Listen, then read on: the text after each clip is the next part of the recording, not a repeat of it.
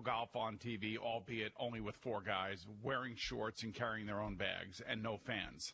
It was a weird deal because while I'm watching that and then I flip back over to CBS, they're showing a 2000 PGA Championship with Tiger Woods with all those fans screaming and yelling, and you had an opportunity to really compare the two.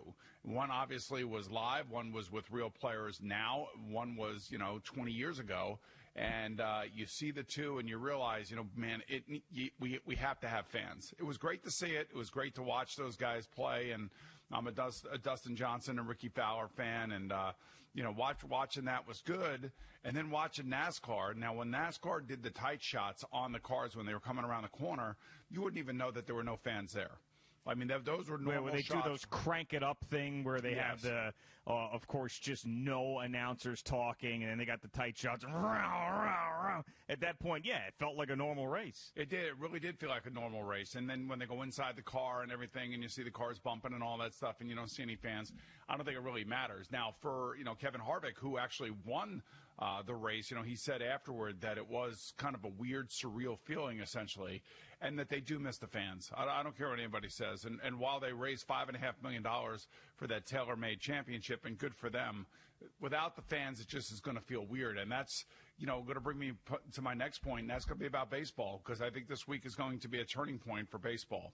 I think baseball will finally figure out the finances, and hopefully they'll start to realize, okay, there are going to be certain things that we're going to have to do differently in order to adhere to this 67-page rule book now about how we're going to take care of the locker room, how we're going to take care of the dugout, how we don't want guys taking showers, how we don't want them near each other on the field. I mean, what are we, a bunch of first graders or something? I mean, to me, are these guys old enough to understand that if you are going to play, you have to be smart about what you're doing and how you're doing it under the current set of circumstances? Yeah, that to me seemed more like a cover your yes, exactly. Yeah, document more than anything else. I mean, that's exactly what that was. And if that is going to be enforced, or that is the expectation, then forget about baseball, because it's just impossible. I mean, you want base runners to stay away from infielders. You want these no shower policies. I mean, if there's enough safety and confidence to have all the people on teams gathering to play, I mean, then some of this stuff to me is just over the top and ridiculous, but I understand in this day and age why that stuff has to be put on paper, because every time you turn, there's somebody else who's trying to sue somebody else for something, so that's just the world that we live in. But that's not practical. That 67-page document is not something that's practical. No, I think it's a cover-your-ass document. Don't sue me. I don't want to be held liable for anything if you're breaking these rules, and that's what it feels like to me anyway. And if guys like Blake Snell do not want to play, then don't play. If you really feel like you are legitimately putting your life on the line, then don't play. And don't hand me this other BS about all this other crap. If there's only one reason you're not going to play, and you're not going to play because you don't want to put yourself at risk, fine. I can buy all that. But don't hit me with the money stuff right now. I don't need to hear any of that stuff.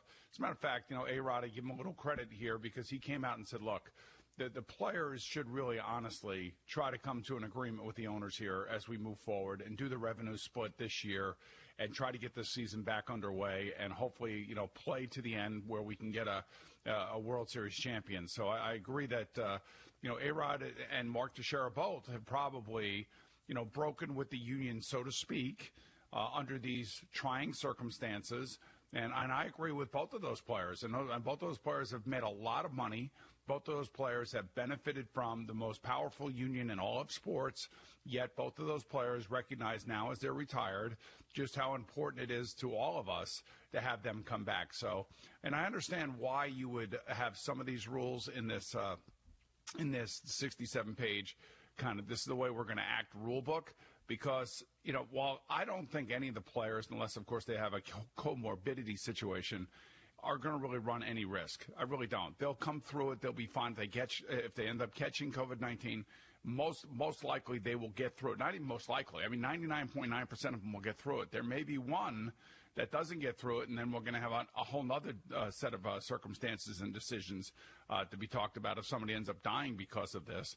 But I think the thing that you're really worried about is you're worried about the older umpires that are overweight. You're worried about the older managers that are overweight or maybe dealing with diabetes. People in that in that kind of vulnerability stage, those are the people that you really worry about. And quite frankly, I know that sounds harsh. If you are really, really worried about those types of guys, then they shouldn't be around. They should not be around until we have a vaccine. And I hate to even say that because the nursing home scandal here in New York and in Massachusetts and I believe down in Maryland. I mean, it just tells you all you need to know about who is being ravaged by this thing. And if you have people that have significant other issues underlying what they're dealing with, hypertension, diabetes, overweight, and there's a whole bunch of other ones. Then I say, you know what, those guys should not be around any of this. Yeah, but I mean, and that's a tough, young, viral baseball player. Then should be okay. You're going to handle it. You're going to be fine. And we've seen a number of athletes in other sports that, have contracted it and gotten through it, and those guys should be resources for other athletes who are afraid if they do get it, maybe what to expect. I know every case is different, but you could talk to somebody who's roughly your age, who's a professional athlete who contracted the virus, what they went through, talk to doctors, have an idea of what is going to be your personal journey through it if it happens to get it.